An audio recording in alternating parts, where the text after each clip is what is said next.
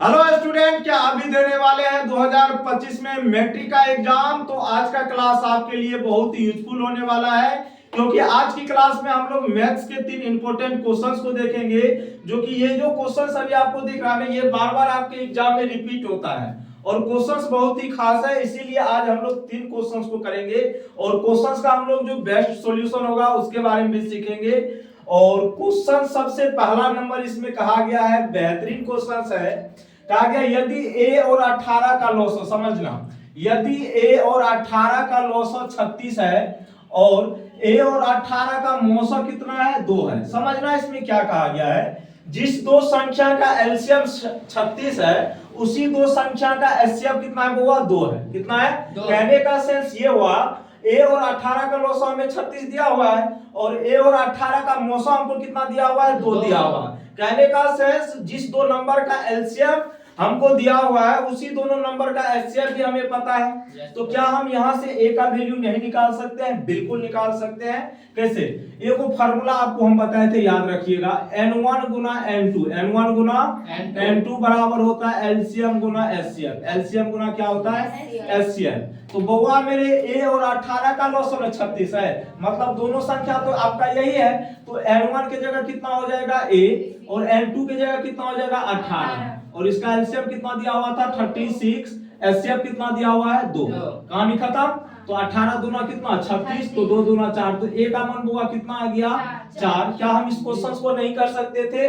बेहतरीन क्वेश्चन था। B for Baahubali is the right answer your questions, और जिसको बेटी है वो कहेंगे B for beti is the right answer your questions. ठीक है, चलेंगे नेक्स्ट क्वेश्चंस की तरफ। बेहतरीन प्रश्न है और ये द्विघात समीकरण का क्वेश्चंस है, और इस टाइप का क्वेश्चंस हमने आपको बहुत कराया है कि नहीं?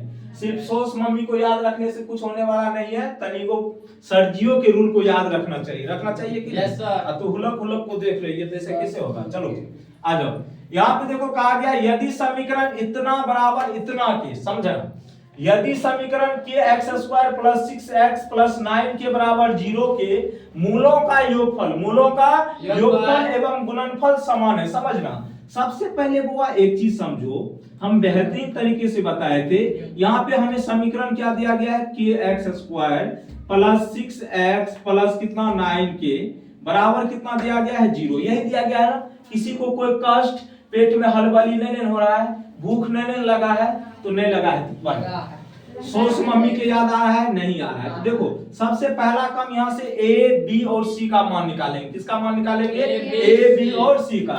तो हमने बाबा बताया था a का मान क्या होता है, जो x² का गुणक होता है। तो a का वैल्यू कितना k, b का वैल्यू क्या होगा, जो x का गुणक 6, और c का वैल्यू जो कांस्टेंट है तो 9 के। कितना के हो जाएगा? 9 के। अब यहाँ पे कहा गया है कि इसके मूलों का योगफल और गुणनफल क्या है, समान है। मूलों का योगफल एवं गुणनफल क्या है? मूलों का योगफल एवं गुणनफल क्या है? समान है। तो यहाँ पे देखो मूल कितने होते हैं द्विघात समीकरण के? 2 मूल, एक होते हैं अल्फा, एक होते हैं बीटा। तो यहाँ से देखो ये दोनों को क्या करेंगे, जोड़ेंगे।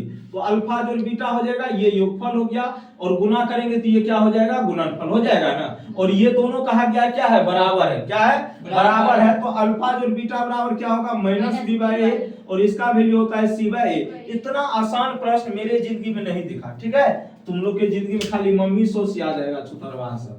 यहाँ पे देखो b हो गया, तो बउआ बोलो अल्फा जोड़ बीटा, अल्फा इंटू बीटा बराबर क्यों हुआ? क्योंकि क्वेश्चंस में कहा गया था कि मूलों का योगफल और गुणनफल क्या है, समान है। तो मूलों का योगफल अल्फा जोड़ बीटा और गुणनफल अल्फा इंटू बीटा, ये दोनों क्या हो गया, इक्वल हुआ ना। इक्वल हुआ तो दोनों बराबर, और अल्फा जोड़ बीटा बराबर क्या बताए थे, -b/a, अल्फा इंटू बीटा बराबर c/a, माइनस नहीं c/a। हाँ, तो b का वैल्यू कितना निकाले बउआ, 6। तो यहाँ पे 6 रखेंगे। a का वैल्यू कितना है, k। डन। अब यहाँ पे देखो उसके बाद c का वैल्यू कितना है, 9 के। a का वैल्यू कितना है, k। यही है ना। तो k से k गया, ऐसे भी काट सकते हैं, कोई दिक्कत।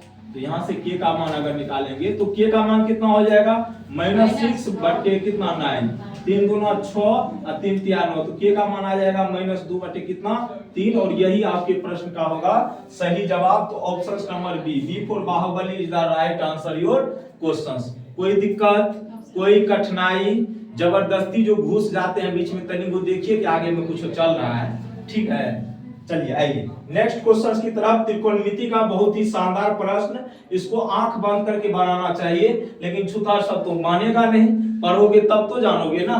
तो दिक्कत यहाँ पे है, मुझे ऐसा क्यों लगता है ये सब कॉन्सेप्ट मुझे नहीं बताना चाहिए। बोलो कैसे, बोलो ना कैसे।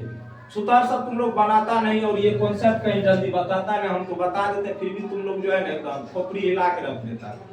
तो कोई दिक्कत नहीं, देखो हम फिर से बता देते हैं। यहाँ पे एक चीज नोटिस करो, अगर डायरेक्ट यहाँ पे 44 है, यहाँ पे भी 44 होता तो आंसर कितना होता, 1 होता। कितना होता, क्योंकि थीटा सेम है तो sec square theta minus tan square theta कितना होता, 1 होता।